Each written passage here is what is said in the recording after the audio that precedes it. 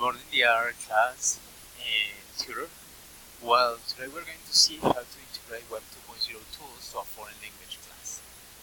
Basically, there are some important tips we have to take into consideration in order to include this kind of websites or tools in our classes. The first one is that we have to use materials and contents which must be organized in a manageable size chunks.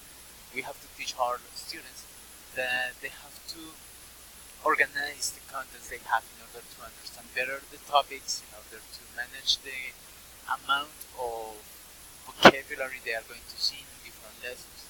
As for this, we have to use new tools for them to know about this important thing. The second one is that we have to introduce the tools little by little. It means that we cannot give them all the tools, we cannot use all these websites in only one class. We have to teach them in order for them to master the tools they have. They need to develop some skills that are really important for the class. As for this, we have to teach them to use these tools slowly in our classes. Number 3, we have to keep in mind the different learning styles. This is something that is remarkable for us as teachers and for them as students as well. We are going to introduce new websites or tools in our classes. We have to keep in mind that they all learn from different ways, from different sources as well. And as for this, we have to be really conscious about the students we have, the processes they do to learn, and we can use or implement new tools for them to learn better and to make the learning process more meaningful in the class. Number 4, keep motivation and interactivity among scholars. We have to be conscious and aware that millennials love technology, and if we use technology in our classes, they are going to be more focused, they are going to be more motivated to learn and to interact in class. This is the main reason why we have to use technology, because technology is going to increase the level of motivation of our students. Number 5, collaborative learning. This item or this topic is really important and is related to the previous one, because if we are going to increase the interactivity, we are going to increase the motivation in our classes, we have to make it by increasing also the opportunities for them to discuss. As for these, discussion group activities are really important to make the collaborative learning more meaningful in our students. And the last tip is the assessment. Assessment is highly important in every single part of the teaching and learning process. And we can use technology to assess our students as well. Assessment can be managed in different ways. We can make it by teacher can make the assessment. We can manage a kind of peer assessment where peers are evaluating their classmates, or we can manage a kind of self-assessment. In this presentation, we are going to see how these tips work in a class. I chose the topic simple past tense with a course who has an intermediate English level. The objectives for this class is basic use simple past tense to talk about past events. To start with this class, we can make the warm-up by using a website and an application which is called Kahoot. Kahoot basically allows teachers to make questions and provide different kind of answers.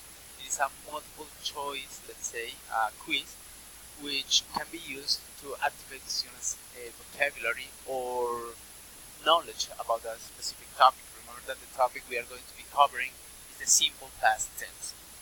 Basically, what we do with Kahoot is that we set a question, and then students are going to be able to read the question, and they have to choose the answer they consider that is correct. As for this, our students should download the application in their cell phones or tablet, or they can use a different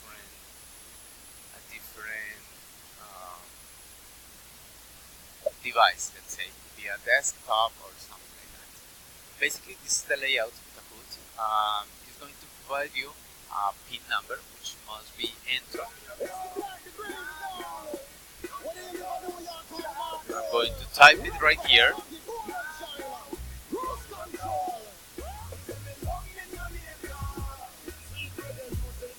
Okay, at this moment I'm typing the code in my cell phone. Okay, so I can start. And this is the layout of this. So in this point we have a duplicate of the simple past. This is the question. Did you to the movies last weekend? And I have to choose the right answer. We have gone, going, went, or go. They have to choose only one color by typing their subject. I'm going to choose the color blue. And here Kahoot is showing us that the answer was not correct. The right one was the green one, which is go. And I made this as an example because we can provide feedback to our students. We can ask them, okay, why did you choose the blue color? And they may say, but because we are talking about past. Okay, but remember that we are in a question, and questions should be written with the verb in present. So we can use this tool to, as I mentioned before, to activate their knowledge, to check how much they know about the topic, because maybe they have some experience with these topics. And we can take advantage of the verbs we have here and write them down in the board, because they are going to be used for the next activity. So basically, this was the warm-up for this activity, and this is how we can use Web 2.0 tools for the warm-up of a class. Then, as soon as we finish with this activity, which takes 10 to 15 minutes maximum, we can implement a strategy. Strategy or learning strategies are really important for our students and for us as teachers as well, because they help us organize and be successful in an activity. At this time, their strategy is going to be a Venn diagram. The Venn diagram is really simple. We have two circles and they are linked in a certain point, and we have two sections, which are these ones. As we're going to be covering the simple past, we are going to use this strategy to organize information basically related to verbs. So we have one circle which is about regular verbs, and the other one which is about irregular verbs. In the regular verbs, we can use the verbs we wrote from the warm-up activity, and I wrote the verb worked. We know that this is our regular verb, and then we are going to be explaining this topic basically.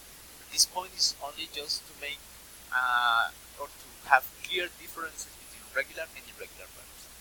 In the regular section, we have the verb had, which present is had, or has, yeah. And we have some verbs that are like in the middle. They are irregular, but they have also a regular form, like the verb learn.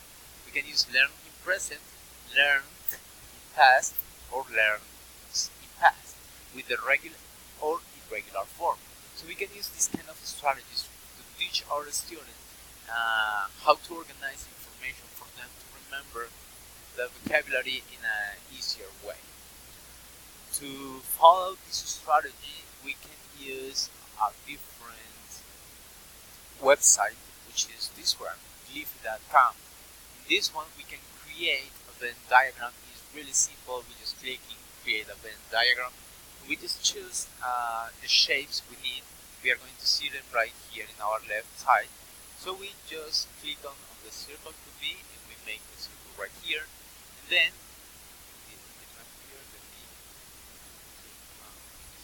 here, okay, and then we can type some information there. So for example, we can type the verb work as part of the regular form.